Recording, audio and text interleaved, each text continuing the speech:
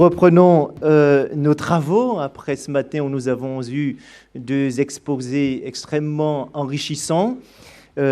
Aujourd'hui, nous aurons encore des exposés de grande qualité avec Jean-François Zone, que je présenterai tout à l'heure. Il y aura aussi l'écrivain guadeloupéen Daniel Maximin et, nous l'espérons, Gaston Kellman. Ce sont des personnes que nous aurons beaucoup de plaisir à entendre. Depuis hier, nous sommes heureux d'être ensemble, mais c'est vrai que le public n'est pas au rendez-vous et vu la qualité de ces débats que nous avons, de ces échanges, on le regrette, mais c'est un premier, c'est un début et nous espérons que l'année prochaine ou encore plus tard, nous allons renouveler cette expérience et cette fois-ci en espérant qu'un plus grand nombre viendra pour nous soutenir dans cette démarche. Alors, je suis personnellement très heureux de présenter Jean-François Zone, qui est historien. Ses travaux font autorité. Il a publié plusieurs articles dans différentes revues sur la question de l'esclavage et notamment du combat des abolitionnistes protestants dans ce combat, dans cette action. Et c'est avec plaisir que nous lui cédons la parole. Il va nous parler du commerce négrier au combat abolitionniste, à l'implication du protestantisme français dans l'esclavage des Noirs. Donc, c'est avec plaisir que je vous cède la parole. Merci, Eddy. Alors, trois petites remarques préalables. La première, très prosaïque, que j'ai le redoutable privilège d'intervenir au moment de la sieste. Donc, j'espère ne pas trop vous endormir. Et si vous étiez saisi d'un légitime endormissement, on vous a distribué un plan pour que vous puissiez vous raccrocher au cas où vous auriez loupé une étape. La deuxième remarque, c'est que je suis très heureux d'être aux côtés d'Eddy Nissus, dont j'apprécie les travaux, puisque, vous le savez, mais je le répète, il a fait un travail de mémoire, de maîtrise sur Guillaume de Félis, dont je vais parler tout à l'heure. Donc je lui ai dit tout à l'heure à table, et ce n'est pas une formule de politesse, il aurait très bien pu faire l'exposé à ma place. La troisième chose, c'est juste pour accrocher à ce que nous avions dit à la fin de la matinée. À votre demande, je vais vous restituer une part de la mémoire esclavagiste et abolitionniste européenne. Je ne vais pas prendre en charge l'autre part de la mémoire sans doute blessée de l'esclavage côté Caraïbes notamment. Donc ce n'est pas une formule d'excuse que je suis en train de vous présenter, mais c'est une précaution que je prends d'historien. Je voudrais vraiment, dans un premier temps, le plus honnêtement possible, vous restituer de manière la plus descriptive possible ce combat que les protestants français, donc c'est une tranche très limitée de la chrétienté occidentale, la part que les protestants français ont pris à la fois dans le commerce négrier et ensuite dans l'abolition. Alors dans le débat, nous pourrons passer, comme on l'a fait ce matin, du travail d'historien à un travail plus normatif, des positions plus personnelles. Mais je voudrais, dans un premier temps, m'en tenir à ce travail d'historien. Ce n'est pas pour me réfugier que derrière mon petit doigt que je vous dis ça. Pour traiter ce sujet le plus complètement possible, il aurait fallu que je puisse le faire en trois dimensions. La première aurait été l'implication du catholicisme. La première confession à avoir participé à l'entreprise esclavagiste et la dernière à l'avoir combattue. La seconde dimension aurait été l'implication du protestantisme britannique, seconde confession chrétienne à avoir participé à l'entreprise esclavagiste et première à l'avoir combattue. Et la troisième dimension concerne notre sujet, l'implication du protestantisme français dans l'entreprise esclavagiste, sa participation dans le commerce négrier aux côtés du catholicisme et son combat abolitionniste aux côtés des protestants britanniques. Dans le bref temps qui m'est imparti, je me contenterai donc de montrer les liens entre ces trois confessions et les deux pays, la Grande-Bretagne et la France, en mettant l'accent sur l'originalité de l'implication du protestantisme français tant dans l'esclavagisme que dans l'abolitionnisme. Donc, premier temps, le temps où les protestants français étaient esclavagistes. Quand sonne l'heure de la réforme, au début du XVIe siècle, la traite atlantique n'en est qu'à ses débuts et constitue la forme par laquelle la conquête espagnole et portugaise des Amériques se poursuit. Les procédés violents des conquistadors auxquels succèdent les négriers, procédés incluant la conversion forcée des esclaves au catholicisme, sont implicitement condamnés par les principaux réformateurs protestants et le seront explicitement par les protestants français venus aux Amériques au XVIe et XVIIe siècle. Mais je n'aurai pas le loisir de vous parler de ces protestants. En effet, pour le protestantisme naissant, le royaume de Dieu ne peut advenir dans la société par la force et la contrainte, mais dans le cœur des individus par la volonté de Dieu seul. Aussi, tant qu'aucun chef politique européen n'a rallié son pays à la réforme, le protestantisme ne se trouve pas mêlé à la traite atlantique. Mais au début du XVIIe siècle, alors que l'Espagne s'efface sur mer, les nations protestantes, principalement la Grande-Bretagne, entrent dans la course maritime et dominent le commerce triangulaire. La France tire son épingle du jeu et entre aussi dans le commerce de la traite. Ainsi, les dispositions d'esprit des réformateurs contre la violence politique et religieuse semblent oubliées. Et les églises protestantes d'Europe ne s'expriment que rarement sur la question de la traite des Noirs et de l'esclavage. Un seul synode national de l'Église réformée de France au XVIIe siècle, celui d'Alençon en 1637, a fait une déclaration au sujet de la traite. Elle résume bien quelle pouvait être la position des protestants du XVIIe siècle.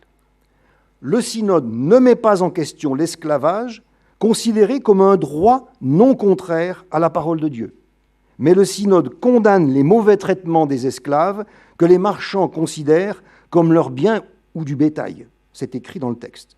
Le synode demande alors que les esclaves ne soient pas remis entre les mains de ceux qui sont cruels, mais à des chrétiens débonnaires, je cite toujours, susceptibles de les instruire dans la religion chrétienne. Cette déclaration du synode s'adressait aux réformés français, relativement nombreux, à Nantes, La Rochelle, Bordeaux, Le Havre, 4 ports qui devaient envoyer quelques 2700 navires faire la traite en Afrique entre 1700 et 1850, 4 ports qui représentent 80% du trafic total de la France.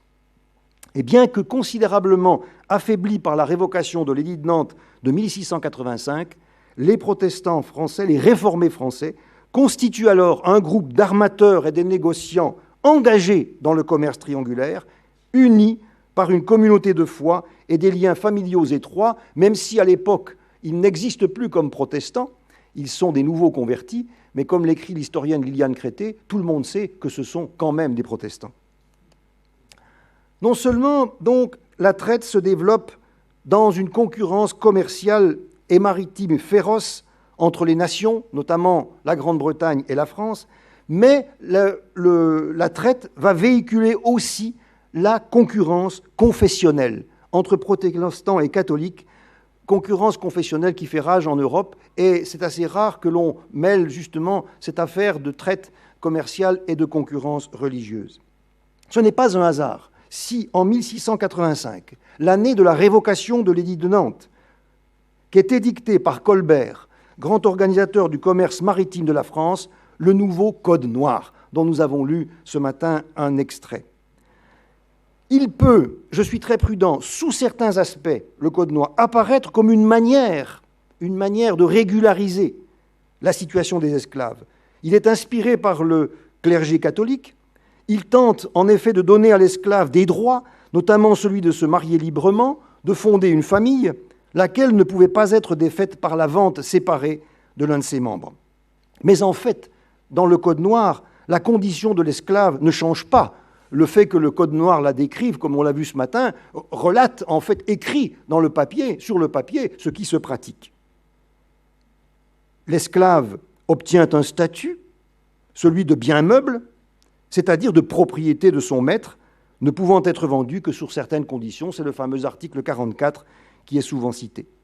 Mais ce que je voudrais souligner, c'est que le Code noir compte aussi plusieurs articles, de nombreux articles, sur l'interdiction faite aux esclaves d'exercer une autre religion que la catholique, apostolique et romaine, et sur la défense qui est faite aux sujets français de la religion prétendue réformée. Donc on pense bien qu'il y a des sujets de la religion prétendue réformée, la RPR, donc les protestants, de gêner cette pratique de conversion au catholicisme, autrement dit, interdiction d'instruire les esclaves dans la foi protestante. Et ça, c'est un aspect du Code noir qui est généralement complètement passé sous silence par ceux qui commentent le Code noir, alors que c'est prégnant, si vous regardez, dès l'acte premier, on en parle.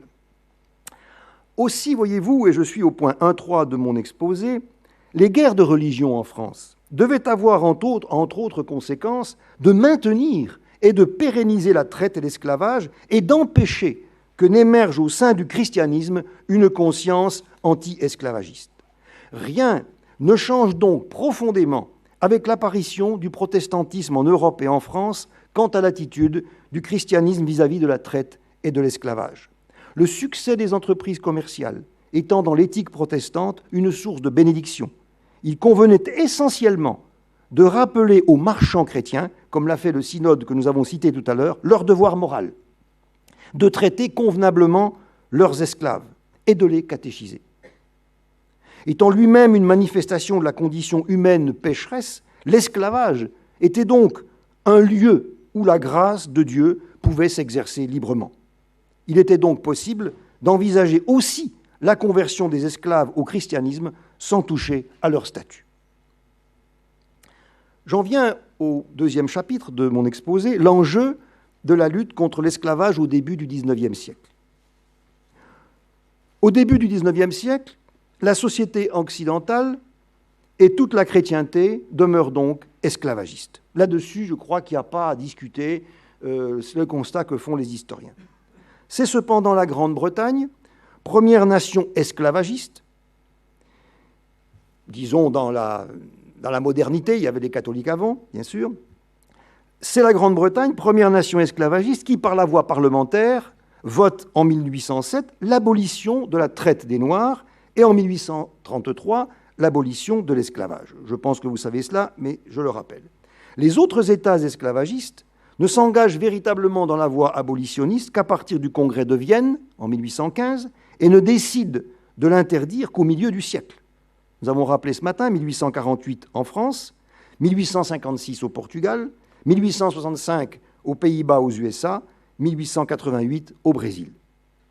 C'est donc la Grande-Bretagne, si la Grande-Bretagne, devient la championne de la lutte contre l'esclavage, c'est grâce à la naissance, vers la fin du XVIIIe siècle, d'une opinion abolitionniste animée par des protestants revivalistes dont vous a parlé Franck Bourgeois hier, notamment, spécialement le député William Wilberforce, disciple de John Wesley, fondateur du méthodisme, qui avait dénoncé l'esclavage dans un vigoureux pamphlet en 1774 intitulé « Pensées sur l'esclavage ». Je cite aussi, pour mémoire, le philanthrope Quaker Thomas Clarkson, fondateur de la première société anti-esclavagiste d'Europe en 1787, l'Anti-Trade Slavery Society. Mais les idées de ces personnalités protestantes, j'ai cité les plus en vue, ne sont pas tombées du ciel. Elles s'expriment à partir du pays le plus industrialisé du monde de l'époque, la Grande-Bretagne, dont l'empire colonial s'est constitué notamment aux dépens de celui de la France, après la guerre de 7 ans, qui a duré de 1757 à 1763. Il s'agit, dans l'esprit de ces philanthropes abolitionnistes, d'établir avec l'Afrique, saignée par la traite depuis 3 siècles, des relations basées non plus, je cite, sur l'infâme négoce de la personne humaine, inique sur le plan moral et absurde sur le plan économique, mais basées des relations avec l'Afrique sur, je cite toujours, le commerce légitime, un commerce permettant aux Africains de travailler et de produire dans leur pays et de commercer avec les autres continents, l'Europe particulièrement, à la recherche de matières premières, de débouchés pour ses produits et pour ses hommes. Nous avons là une application, si vous voulez, du libéralisme économique qui se déploie notamment en Grande-Bretagne. Et ce sont ces protestants anglo-saxons qui introduisent les idées abolitionnistes en France à la veille de la Révolution française. Il y a bien eu la tradition abolitionniste des philosophes, mais si vous lisez l'encyclopédie, vous lisez des articles qui sont à la fois, certains sont abolitionnistes, d'autres sont esclavagistes. Donc, bien sûr, il y a une tradition française philosophique, mais ce n'est pas elle qui va véritablement secouer le joug de l'esclavagisme en France. Ce sont ces protestants anglo-saxons qui introduisent les idées à la veille de la Révolution française. La Société des Amis des Noirs, fondée en 1788 à Paris, est la copie conforme de l'Anti-Trade Slavery Society de Londres, et toutes les sociétés anti-esclavagistes fondées à sa suite ont des liens solides avec Londres. Alors là, j'ouvre une parenthèse, l'historiographie française, laïque et républicaine, a très largement, longtemps, ça commence à changer, occulté cette influence britannique, y compris au moment de la Révolution, Mirabeau par exemple, parce que c'était inavouable de dire que des Anglais, le perfide Albion, et des protestants de surcroît, venaient apprendre aux Français ce qu'il convenait de faire. Donc ces sociétés esclavagistes qui vont naître en France, notamment la Société des Amis des Noirs en 1788, sont animées par des protestants et quelques catholiques non représentatifs de leur hiérarchie, le plus connu étant l'abbé Grégoire, prêtre constitutionnel rejeté par Rome. Les abolistes chrétiens français de la première heure sont donc plutôt des protestants. Ainsi, je cite le journaliste Jean-Pierre Brissot, le banquier Étienne Clavière, qui a été ministre des Finances de Louis XVI, mais surtout le pasteur Benjamin Sigismond Frossard, auteur en 1789 d'un livre intitulé « La cause des nègres ». Alors, le titre est fleuri et beaucoup plus long, il fait 3 lignes, je le lis quand même parce que c'est tout un programme. La cause des nègres et des habitants de la Guinée portés au tribunal de la justice, de la religion, de la politique ou histoire de la traite et de l'esclavage des nègres, preuve de leur illégitimité, moyen de les abolir sans nuire aux colonies ni aux colons. Sans nuire aux colonies ni aux colons.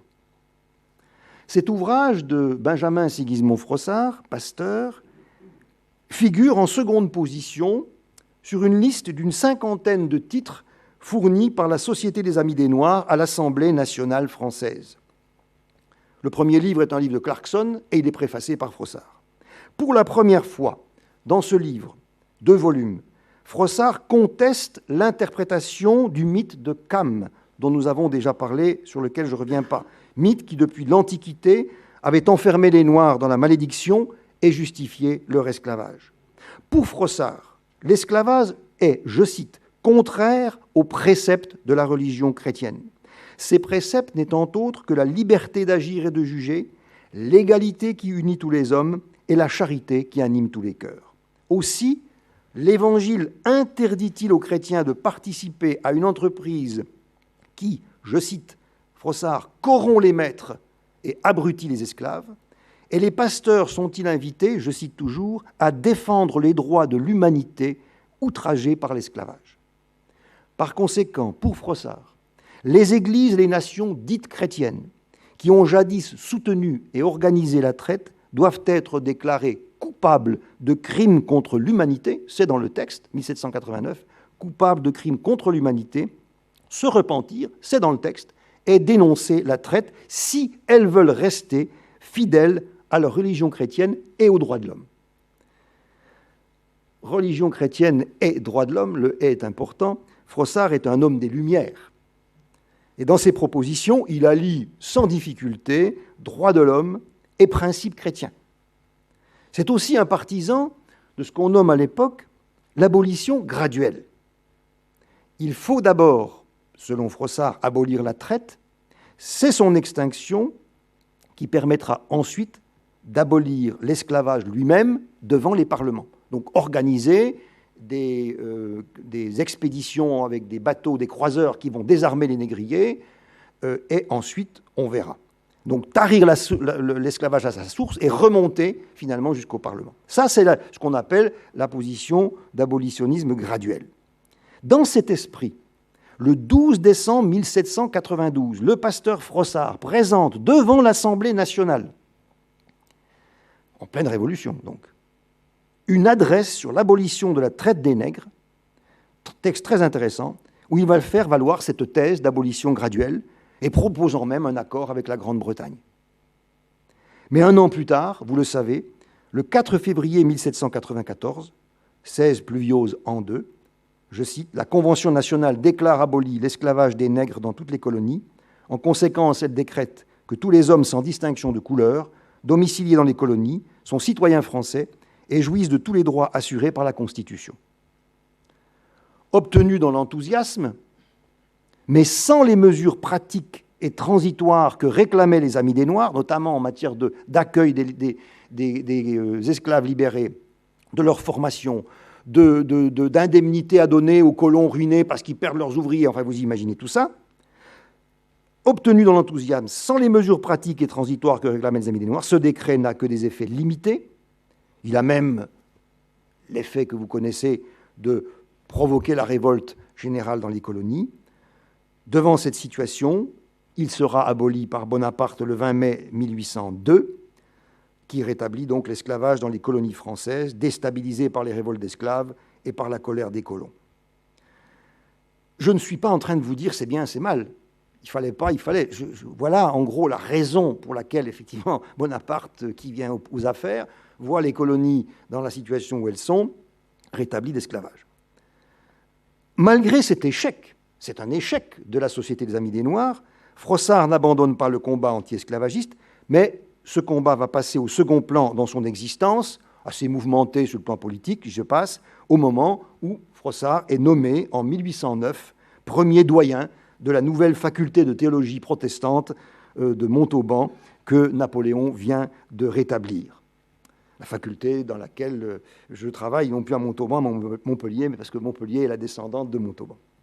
En 1821, Froissart est encore membre fondateur de la Société de la morale chrétienne, qui est la seule société du réveil qui soit écuménique et d'esprit libéral, tant sur le plan politique que théologique. Y siègent des hommes politiques, des financiers, des hauts fonctionnaires, plusieurs notables, protestants et catholiques.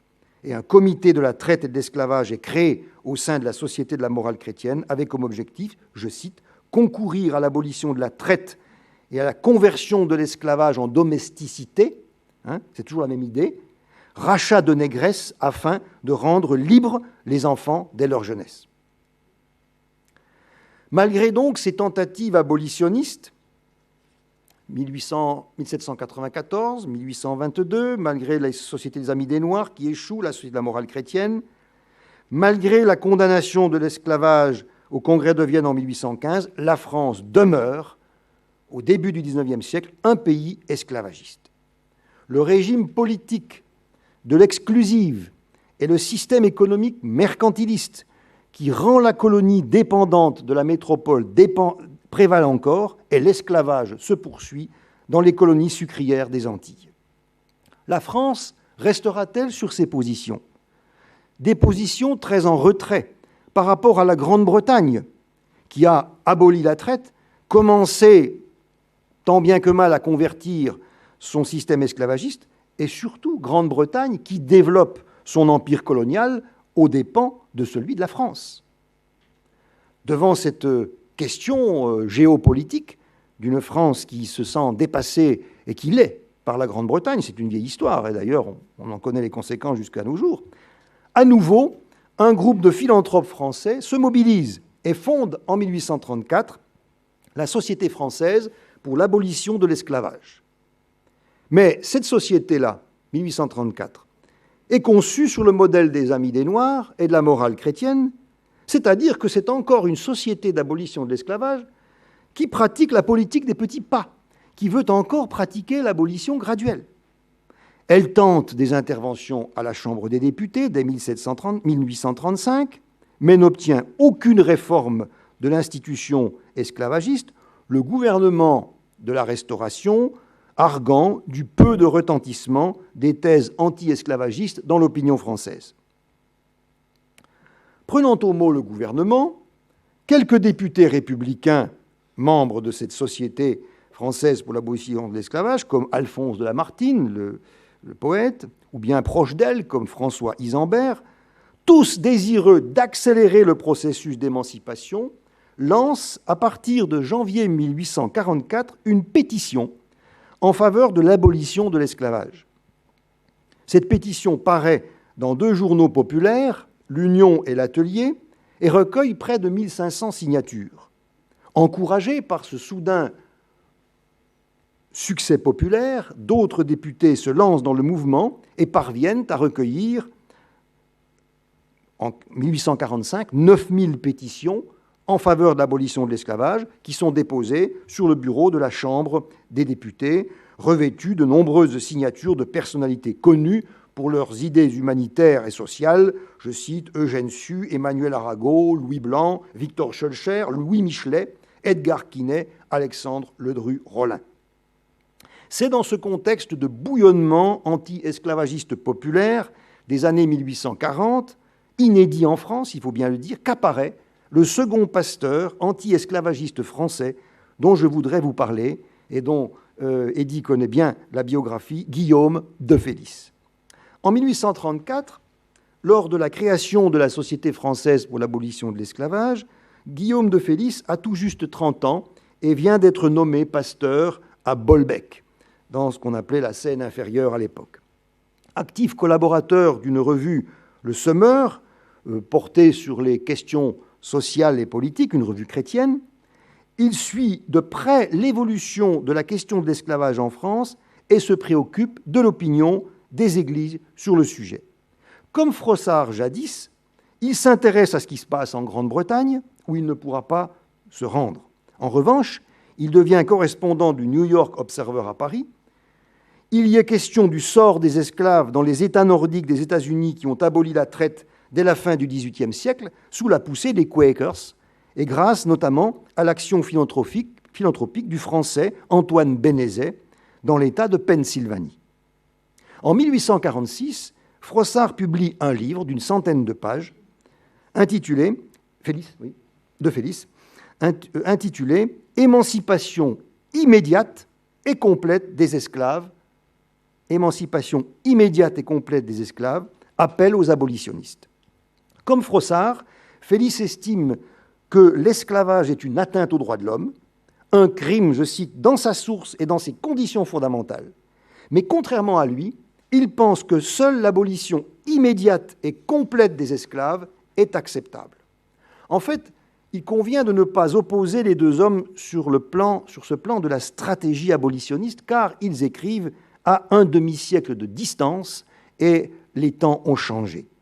Félix injecte constamment dans son raisonnement des arguments tirés de ce qui se passe dans les colonies britanniques où l'esclavage est aboli depuis 1833 et où les mesures prises semblent porter leurs fruits sur le plan économique. La Grande-Bretagne aurait donc compris un demi-siècle avant la France où étaient ses intérêts politiques. Mais cela, Félix ne peut pas le dire ouvertement, on l'accuserait d'anglophilie. En revanche, il croit pouvoir écrire ceci, je le cite, « En Angleterre, on pouvait s'adresser à des croyances religieuses qui ont en France peu d'autorité. Je reconnais que le sentiment religieux a plus de force chez nos voisins que chez nous. J'avoue que les abolitionnistes, en invoquant les principes de la Bible et en faisant appel aux chrétiens décidés pour agir de proche en proche sur toute la masse du pays, avaient un puissant levier que nous n'avons point. Un puissant levier que nous n'avons point. Cependant, Félix ne renonce pas à utiliser en France des arguments tirés de l'Écriture, mais par quels moyens ? Il sait qu'existe dans les milieux chrétiens un incontestable sentiment de compassion pour les Noirs mis en esclavage. Il y a aussi le mouvement missionnaire qui, au fond, fait avancer les idées négrophiles, comme on disait à l'époque encore. Mais, écrit-il, je cite Froissart, « les esclaves sont loin, bien loin de nous. Le bruit des flots de l'océan étouffe leurs plaintes avant qu'elles n'arrivent à notre foyer. Et il semble que la distance, en nous ôtant la vue du crime, nous ôte aussi le poids de la responsabilité qu'il fait peser sur nous. » Je trouve une analyse très fine, au fond, de l'opinion, qui n'a pas la télévision, qui n'a pas les images, et tout ça est fort loin. Et comme on s'attache à le montrer que c'est une affaire des colonies, les gens ne sont pas touchés. Alors que faire ? S'associer, d'abord, ce n'est pas permis.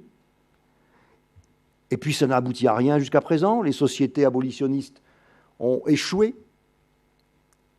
Alors que faire ? reste un mouvement d'opinion à créer grâce à des pétitions. Mais c'est un moyen politique. Nous avons vu tout à l'heure qui signait les pétitions politiques. Qu'à cela ne tienne, à des chrétiens soucieux de l'ordre public, Félix va rappeler que la pétition est un droit reconnu par la Charte constitutionnelle de 1830. Et il lance ceci, je cite, « Une pétition est une prière. Une pétition est une prière, mais une prière souvent répétée. Quand elle s'appuie sur une idée morale, elle est un ordre. Le droit de pétition est donc un puissant moyen d'influence et l'on ne s'en servira jamais trop fortement pour effacer de notre écusson la flétrissure de l'esclavage colonial. » Ainsi, avec son ami Charles Meruès, libraire à Paris, et Charles Meruès sera un des fondateurs des Églises libres en France, Félix va être l'organisateur d'un mouvement de pétition parmi les chrétiens, tant catholiques que protestants. En 1847, il adresse une circulaire aux protestants de France. Voici ce qu'il dit. « Pasteurs, anciens et fidèles de nos églises, comprenez bien l'importance et l'étendue de notre devoir dans cette question. Il s'agit de faire prévaloir le droit sur l'intérêt matériel, la loi de Dieu sur l'iniquité de l'homme, l'Évangile sur l'abus de la force. Nous avons un crime national à relever et notre Dieu à glorifier dans cette sainte cause.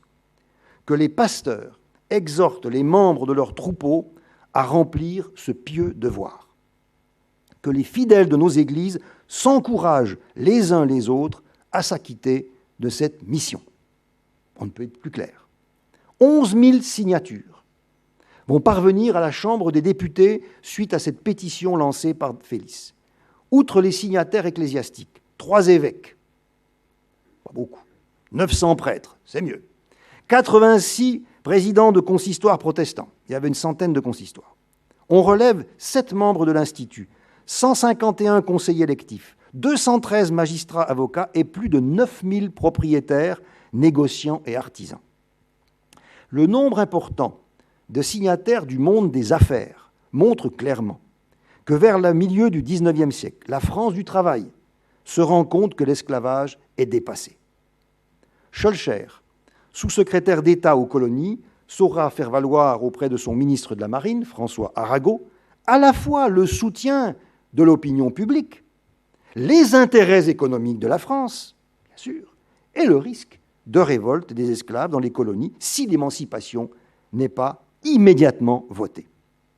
Et vous le savez, le 27 avril 1848, le décret d'abolition de l'esclavage est signé par le gouvernement provisoire de la République, avec un ensemble d'articles qui avaient manqué au décret d'abolition de 1794, notamment concernant l'instruction publique, le régime des colonies, le droit du travail, le système judiciaire.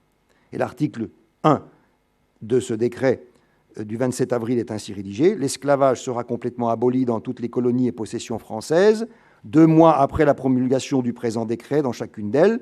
À partir de la promulgation du présent décret dans les colonies, tout châtiment corporel, toute vente de personnes non libres seront interdits. Et cette interdiction de l'esclavage sera inscrite dans la Constitution de la République du 4 novembre 1848, article 6. L'esclavage ne peut exister sur aucune terre française. 3e et dernier chapitre, perspective et militance anti-esclavagiste à la fin du XIXe siècle. Malgré cette victoire du droit sur la force, pour Félix, le combat anti-esclavagiste n'est pas terminé alors qu'il vient d'être nommé professeur et doyen à la faculté de théologie de Montauban. Il y a une succession. Après Froissart, c'est lui qui devient professeur dans cette faculté. Félix s'engage encore en 1865, après la guerre de sécession et la promulgation de l'abolition des esclaves aux États-Unis, en donnant une série de conférences en France. Elles sont publiées dans une brochure intitulée « Appel en faveur des Noirs émancipés dans les États-Unis ». Quel est son but ? Susciter en France des groupes de chrétiens de solidarité, notamment des femmes, en vue d'améliorer le sort des esclaves libérés dans les États du Sud, favoriser leur insertion sur le marché libre du travail. La brochure donne des informations sur les efforts des chrétiens en faveur des esclaves libérés en Géorgie et en Caroline du Sud, dont la capitale Charleston, compte des descendants de réfugiés huguenots français qui ont profité largement de la traite. Mais une fois encore, sans nier l'idéologie détestable des planteurs, Félix loue les efforts chrétiens américains et britanniques d'avoir fait de l'Évangile la base de leur combat, je cite, de réhabilitation intellectuelle, morale et religieuse des anciens esclaves. Selon lui, l'Évangile a donné aux Noirs libérés de découvrir la grande charte de leur dignité personnelle, je cite toujours, de leur liberté, qui leur permet de dire, en paraphrasant l'épître aux Galates, « Partout où sont les chrétiens, il n'y a plus ni noir ni blanc, ni esclave ni libre, nous sommes tous en Christ, ils vont à Christ », cité par De Félix. La réflexion et l'engagement des abolitionnistes de la deuxième partie du XIXe siècle se portent alors dans une autre direction. C'est l'observation de phénomènes de continuation ou de transformation de la traite en Afrique. Cette réflexion permet de découvrir les bases arrières de la traite atlantique. En effet, on imagine aisément qu'il ne suffit pas que l'interdiction de l'esclavage soit consignée dans la Constitution française de 1848 pour que cesse cette traite. Ainsi, dès lors que les explorateurs de la deuxième moitié du XIXe siècle pénètrent le continent africain et font connaître leur récit en Europe, on découvre qu'existait une traite arabo-africaine pratiquée depuis le Haut Moyen-Âge dans 3 régions d'Afrique, au Sahara, d'est en ouest, sur l'axe Nil-Mer Rouge et sur la liaison Afrique-Océan Indien. Cette traite, organisée par les marchands arabes, répondait à un double ensemble de besoins. Des besoins internes à l'Afrique noire, où les chefs traditionnels noirs ou blancs, islamisés ou non, pratiquaient l'esclavage domestique, et des besoins externes, ceux des pays de la péninsule arabique et de l'océan Indien. Pour cette dernière destination, les esclaves transitaient par le marché de Zanzibar. Selon les explorateurs de l'époque, et la question est débattue par les historiens aujourd'hui, il ne fait pas de doute que cette traite arabo-africaine a permis d'alimenter la traite atlantique. Alors, quelles conséquences cette découverte de la liaison de la traite atlantique avec une traite antérieure dans l'Afrique, quelles conséquences cette découverte va-t-elle avoir sur l'opinion abolitionniste? Alors, répondre précisément à cette question, nous pourrons en discuter dans le débat, nécessiterait une nouvelle conférence. Je me contente de dire que quelques mots, en me tenant à ce qui a été dit à ce moment-là. Cette découverte, donc de la liaison entre la traite atlantique et une traite antérieure, va conduire les catholiques, sous la conduite du cardinal Lavigerie, archevêque d'Alger et supérieur de la Société des missionnaires d'Alger, les futurs pères blancs, à relancer la lutte anti-esclavagiste. Cette relance n'est pas dépourvue de sentiments anti-islamiques, ni d'esprit de concurrence, pour ne pas dire de revanche, avec les protestants qui avaient été les champions de la lutte contre l'athlète atlantique et qu'il ne faudrait pas laisser en première ligne de ce nouveau combat anti-esclavagiste, d'autant plus que dans ce nouveau combat, il y a des enjeux missionnaires. Convertir les musulmans au christianisme. En fait, guidés par le missiologue allemand Gustav Warneck, les protestants de l'Europe et les protestants français en particulier, francophones, ne vont pas s'engager aussi directement dans ce nouveau combat anti-esclavagiste qu'ils ne l'ont fait pour le précédent. Car les protestants ont craint de s'engager dans ce que Warneck a dénoncé comme une croisade moderne qu'il estime, je cite, être un jeu de guerre dangereux et inefficace pour lutter contre les caravanes d'esclaves qui ne pouvaient qu'exacerber la haine des Africains contre les Européens, stimuler le fanatisme religieux et déclencher une guerre de religion en Afrique. La mission par le glaive, écrit Warneck, étant une idée moyenâgeuse, elle ne manquera pas de faire souffrir les missions protestantes et de discréditer toute la chrétienté déjà accusée d'avoir ouvert le chemin aux intérêts coloniaux. L'action anti-esclavagiste unie à l'action missionnaire doit montrer aux Africains, selon Warneck, que le christianisme, je le cite, vient à eux non avec le fer et le feu, comme l'arabe, mais avec l'amour qui relève et conserve. Les protestants francophones, français et suisses, vont suivre cette voie et fonder des sociétés de secours pour les esclaves africains. Ainsi, je ne citerai qu'une expérience, mais en fait il n'y en a qu'une, le village refuge de Saint-Louis du Sénégal, qui recueille des Bambara qui ne sont pas islamisés, mais qui sont des esclaves domestiques de leurs maîtres musulmans dans le Soudan français. Ces Bambara fuient leurs maîtres musulmans et viennent dans les colonies françaises. Et quand ils arrivent au Sénégal, reçoivent de la part de l'administration coloniale française des certificats de liberté. Donc ça se sait que si on vient sur une terre française, Constitution de 1848, ils recevront un certificat de liberté. Alors, les Bambara affluent à Saint-Louis du Sénégal et la mission protestante qui est présente là organise un village refuge.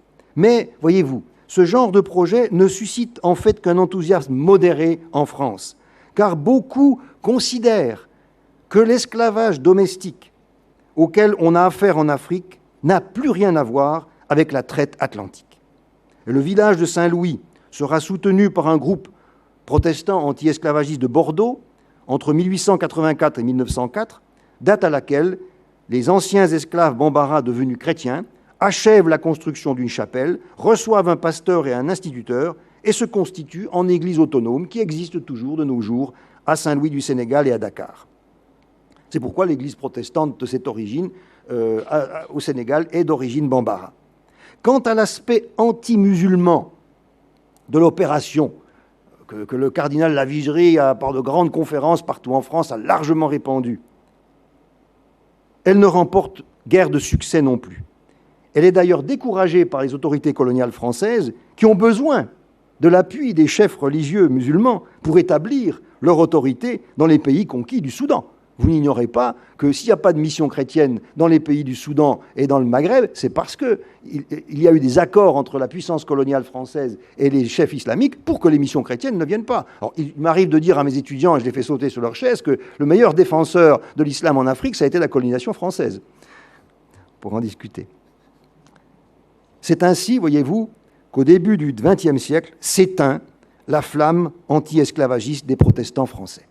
Alors je conclus par quelque chose qui est, vous voyez sur le papier, j'avais d'abord mis un point d'interrogation, mais je l'ai enlevé, poursuite actuelle de formes de traite. Dire que la flamme anti-esclavagiste des chrétiens s'éteint au début du XXe siècle, signifie-t-il que l'esclavage est disparu au cours de ce siècle? Non. Non, malheureusement. C'est pourquoi d'ailleurs on peut lire dans la Déclaration universelle des droits de l'homme de 1948, soit un siècle après l'interdiction de l'esclavage en France, que, je cite, « Nul ne sera tenu en esclavage ni en servitude. L'esclavage et la traite des esclaves sont interdites sous toutes leurs formes. » Article 4. Si on écrit ça encore en 1948, c'est qu'existent encore des formes d'esclavage. C'est dire que des phénomènes de continuation de l'esclavage existent au XXe siècle, dans lesquels la condition de l'esclave s'est transformée de manière souvent pernicieuse. Chaque fois, vous le savez, que l'on célèbre l'abolition de l'esclavage en France, 1994, lors du bicentenaire de la première abolition, 1998, lors du 150e de l'abolition définitive, 2004, avec l'instauration de la journée de l'abolition de l'esclavage du 10 mai, aujourd'hui encore, hier, des dossiers de presse nous annoncent entre 100 et 200 millions d'esclaves dans le monde. Par rapport aux pays du Sud, deux phénomènes esclavagistes se sont poursuivis au temps colonial. Le travail forcé, tout d'abord condamné à plusieurs reprises en 1926 et en 1957 encore par l'Organisation internationale du travail, l'OIT, créée en 1919 par la Société des Nations. Le Code de l'indigénat, ensuite, qui considère que certaines populations peuvent vivre sous un régime qui n'est pas celui du droit commun international, mais un prétendu droit coutumier, ce qui permet la création de réserves indigènes. Vous savez que le système le plus connu de ce droit coutumier fut l'apartheid en Afrique du Sud. Mais il faut se souvenir que la France a appliqué un code de l'indigénat aux Kanaks de Nouvelle-Calédonie jusqu'en 1946. Je voudrais, pour terminer, vous donner 3 exemples de poursuites actuelles de pratiques esclavagistes. Premièrement, l'esclavage traditionnel ou domestique se poursuit. Celui-là même que les chrétiens de la fin du XIXe siècle n'avaient pas jugé bon de combattre. Il continue dans des pays où l'émergence de la notion de droit de la personne se fait difficilement face à la survivance du système social de caste ou de clan. Le statut des personnes repose alors sur le droit coutumier, mais le discours culturel qui le justifie cache de nombreux abus. Travail harassant, violence des maîtres, absence de liberté. Deuxième pratique, la servitude pour dette. Cette pratique très ancienne, bien que souvent abolie, se perpétue dans des pays de grande pauvreté. Des hommes, des femmes et surtout des enfants sont embauchés sans salaire, sans contrat, dans l'agriculture, le textile, les carrières, la verrerie, afin de payer des dettes personnelles et familiales dont ils n'ont pas le contrôle. Là encore, les tenants de ce système se justifient en prétendant donner du travail à de pauvres gens dont ils assument le minimum vital pour leur éviter l'errance et les poursuites judiciaires, mais on voit bien en quoi ce système peut être totalement arbitraire. Troisième exemple, le tourisme sexuel.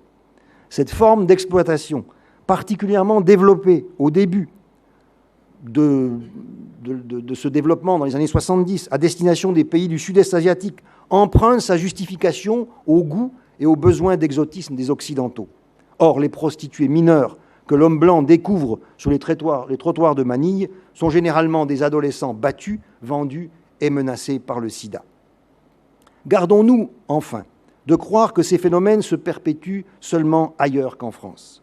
Plusieurs reportages ont dernièrement montré quelques-uns de ces centaines ou milliers de domestiques recrutés dans leur pays par de riches étrangers, quelquefois des diplomates travaillant en Europe.